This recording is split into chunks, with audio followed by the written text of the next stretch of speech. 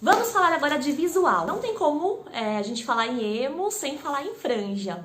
A franja era uma característica marcante do visual emo. Interessante a gente pensar, né, que a franja, ela esconde o olho, ela esconde um ou dois olhos, então isso é meio que introspectivo, né? Olhar pra dentro, ao estar eu comigo mesmo. A franja traz essa ideia pra gente, né? E o cabelo arrepiado atrás, essa questão da rebeldia ao mesmo tempo. Então esse é um penteado muito característico do emo. Claro, né? Haviam meninas que usavam também o franjão, mas o franjão era um penteado mais masculino. As meninas usavam franja reta, franjinha reta assim, e os meninos que usavam o franjão.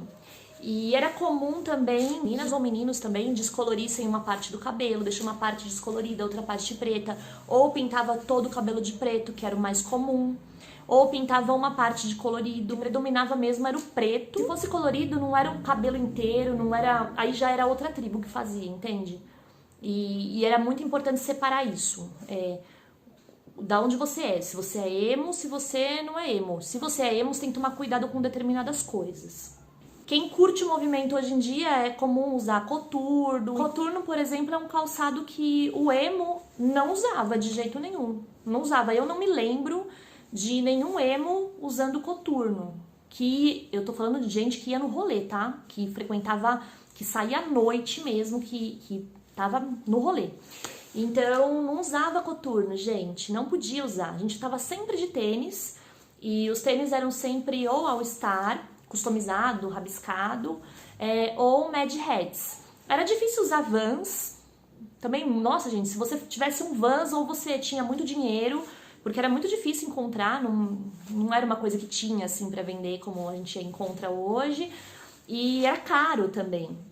E então, na verdade, a maioria dos emos na época usava Mad Hats. Era um tênis bastante parecido com Vans, né? Ele é bem confortável, era acessível e você comprava na galeria do rock. Então, se você tinha, era sinal que você frequentava a galeria, que era uma coisa meio que obrigatória se você fazia parte do movimento. É importante pontuar que a questão do coturno, ela envolve uma... Como vou explicar isso? A questão do coturno, ela é mais delicada do que parece. Na verdade, assim, o emo, ele não usava coturno porque os skinheads usavam coturno. E aí a gente não podia se apropriar de uma coisa que era deles, entende? Era muito perigoso, isso podia resultar em surra na rua mesmo. Então não podia. Era bem complicado. Os emos eram uma tribo muito tranquila, que não tinham desavença com ninguém. Porém, os skinheads, eles iam pra cima mesmo. Por exemplo, a gente não podia desrespeitar os horários da galeria. Então, a galeria do rock, ela era dos emos e era respeitado na sexta-feira à tarde. Então, se você fosse num outro horário, você era meio que mal visto ali, não era o teu lugar. A gente tinha que respeitar isso. Então a galeria tinha meio que uma grade horária, sabe? Eu não sei hoje em dia se é assim, tá? Mas tinha meio que uma grade horária. Então você podia frequentar naquele dia, naquele horário. E você era respeitado. Mas, por exemplo, era muito perigoso você se apropriar de um elemento fosse de outra tribo. Mas sabe o que é interessante comentar que eu esqueci? As meninas usavam no cabelo um lacinho, uns tic-tacs assim, era franja, que nem eu falei, era franja reta, e no cabelo usavam uns tic-taczinhos assim, que vinha com um lacinho colado, e no lacinho tinha ou uma cerejinha, ou uma caveirinha, alguma coisa nesse sentido, assim, que remetia ao rock, mas era meigo do mesmo jeito, porque era um lacinho, né? E esses lacinhos eram rosa bebê, cores pastéis, ou era preto, ou era xadrezinho, e parecia lacinho de cachorro. Sabe quando você manda seu cachorro no pet shop? Então, aí vem com aquele lacinho? Era esse mesmo tipo de lacinho, mas a gente usava. Camiseta era baby look pra todo mundo, meninas e meninos, usavam mais justinho, mais baby look. Tinha alguns poucos que não, mas a maioria era. Que nem eu falei, preto, camiseta de banda, azul bebê, rosa bebê, que mais? Calça. Muito difícil emo usar short, tá, gente? Não acontecia muito, não. Era mais a calça mesmo, um calor de 40 graus na Paulista, pois estava lá o emo de calça. e de preto e maquiado. Era assim. Ou então a gente usava, às vezes, um short com uma meia arrastão, uma sainha com uma meia arrastão, skinny, jeans ou preta. E os cintos de rebite, que você podia comprar na galeria também. E era muito barato, era R$10 cada cinto. E você comprava, e eu era 20 se fosse maior, mais largo. Aí era assim, tinha azul bebê, rosa bebê, branco, xadrezinho, preto e branco, com rebite, todo de rebite. Então tinha uns que eram mais fininhos, tinha uns que eram mais largos, e a gente nunca usava um só, era sempre vários, 2, 3, 2 largos e um mais fino. Então a gente colocava um monte de cinto assim, por fora do passante. Tinha mais acessórios, como colar de bolinha, que era um colar que tinha umas bolinhas mais ou menos grandes assim, que coisa feia de se fazer, né? Mas era meio que assim, o tamanho da bolinha. Branca e preta, ou todo preto, ou toda branca, tinha colar e tinha pulseira. E geralmente na pulseira tinha um lacinho de tule, numa cor pastel também, tipo um rosinha, tinha assim também. Que mais que a gente tinha? Colar daquele colar de bolinha pequenininha de metal, também usava bastante. Bastante bracelete, que mais? Bracelete com rebite. E bracelete de estrelinha. Estrelinha era uma estampa que, nossa, gente, estrelinha, bolinha, cerejinha. Eram as estampas do momento. E luvinha, né, luvinha de caveira. Munhequeira também. Nossa, gente, aquilo suava. Mas munhequeira também todo mundo usava. Tinha também as meias 3/4, aquelas meias mais compridinhas, listradas, preta e branca. Meninas e meninos usavam. Era bastante comum também os meninos pintarem as unhas de preto. E meninos e meninas usavam maquiagem. Principalmente, assim, lápis de olho, né? Bem marcado, meio borrado embaixo. A gente usava também, às vezes, o lápis de olho vermelho, porque dava uma sensação, assim, dava aquela borrada. E aí a gente fazia meio que uma coisa meio inspirada em Frank Aero, Gerard Way, né? E ficava uma cara meio doente, assim, meio sinistro. Então a gente fazia isso. Delineador, era tudo meio borrado, não era nada muito certinho, aquela coisa, sabe? Que a gente, hoje em dia, a gente fica tendo aquele trabalho.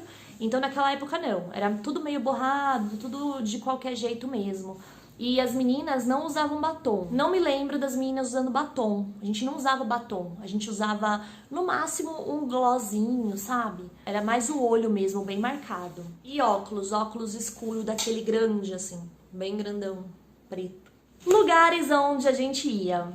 Já falei, né, da Galeria do Rock, toda sexta-feira à tarde, era o dia do emo lá, então todos os emos se encontravam lá. Se você era emo, você tinha que ir lá. Tinha que tomar bastante cuidado, porque na porta às vezes ficava um pessoal que não gostava dos emos.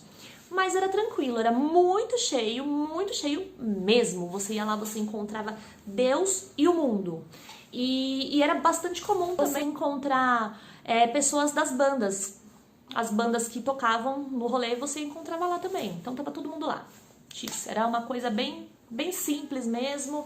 E aí você aproveitava para comprar as suas coisinhas lá na galeria. Era muito legal. É muito engraçado que a gente pegava o metrô, né? E aí a gente já ia se reconhecendo no metrô. Então você já olhava assim, a pessoa já tava... já via um emo no metrô.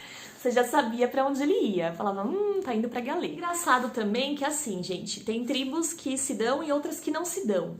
Então, os emos se davam com o pessoal do hard rock, não tinha problema. Esses torciam um pouco o nariz, mas não tinha problema, convivia. O pessoal do hardcore também convivia muito bem. Então, era mais a questão assim, pessoal, os punks meio que... os skinheads também, já falei, né? Eu tenho trauma disso, mas isso daí é um assunto para um outro vídeo. E os góticos, né? Os góticos também conviviam bem. Povo da Santa Paz, né?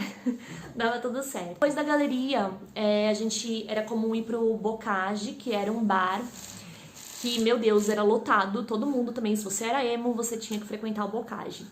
E, nossa, era muito cheio. A rua do Bocage ficava lotada. Saudades também.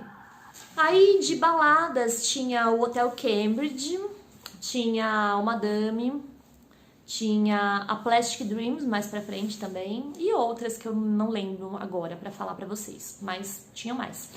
E é interessante até comentar que as baladas emo, as festas emo que aconteciam nas baladas, elas não tocavam emo. Não era isso que acontecia, porque a gente já ia pra muito festival de música, muito. Todo final de semana tinha festival.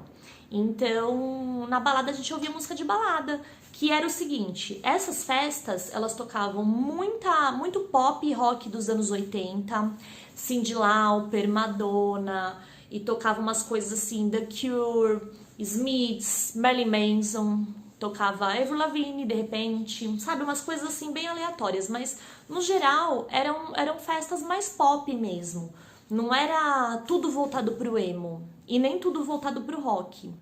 É uma festa normal, alternativa, uma balada alternativa normal. O que marcava mais realmente era o visual emo, né, e o comportamento, que o comportamento também era bem característico da tribo em si. Agora, além disso, todos os finais de semana tinham festivais de bandas independentes. Todos os finais de semana. E era muito legal, porque era muito acessível, muito barato os ingressos, e você comprava um ingresso por R$20, por R$15, e você passava o dia num festival assistindo as bandas que você curtia, sabe? Então funcionava meio que assim. Era tudo meio trash, não era nada muito estruturado, era muito difícil ter um festival. Ai, gente, não era nada muito chique, assim, era bem underground mesmo. Então, como o cenário fervia muito e aparecia muitas bandas novas o tempo inteiro, esses festivais eram super longos e aí as primeiras bandas eram sempre bandas mais do bairro ou bandas desconhecidas, bandas que estavam começando, bandas de amigos nossos. E aí depois iam mais pra frente, né, nos melhores horários, né, que eram os mais tarde. Entravam as bandas mais conhecidas. E as casas de show da região aqui, que eu vou lembrar para falar para vocês, a gente tinha o Cerveja Azul, na Moca, o Luar, que é histórico, gente, eu poderia fazer um vídeo inteiro só falando do Luar. O Hangar, é lógico, o Hangar era o maior de todos, né? Grandes recordações do Hangar. Tinha o Rock Together também, que eu não sei se ainda existe, mas era uma casa, assim, era um estúdio, era do Days of Days na época, não sei hoje em dia se ainda tem. Aconteciam shows lá também no Rock Together. E o maior evento, com certeza, era o ABC Pro HC. Aí, gente, lá pra 2007, o movimento foi perdendo força. Muita gente que era emo, que se identificava com o movimento emo, porque falar que era emo não falava, acabou migrando para o indie, não queria mais fazer parte do que chamavam de emo. E eu sinto informar para vocês, mas bandas como Cine, Restart, nunca fizeram parte do movimento emo, nunca, tá? Isso foi uma outra era, uma outra época completamente diferente. Quem frequentava o rolê já não frequentava mais, o público era outro. Um dos últimos shows que eu fui, festivais assim desse estilo, né, que foi lá pra 2007, eu acho, não sei, mais ou menos essa época. E eu lembro que nesse evento tocou o Cine. E aí todo mundo tava comentando, essa banda até que é interessante, vai ter uma banda aí que não sei o quê, mas eu acho que eles tinham um patrocínio meio forte, sabe?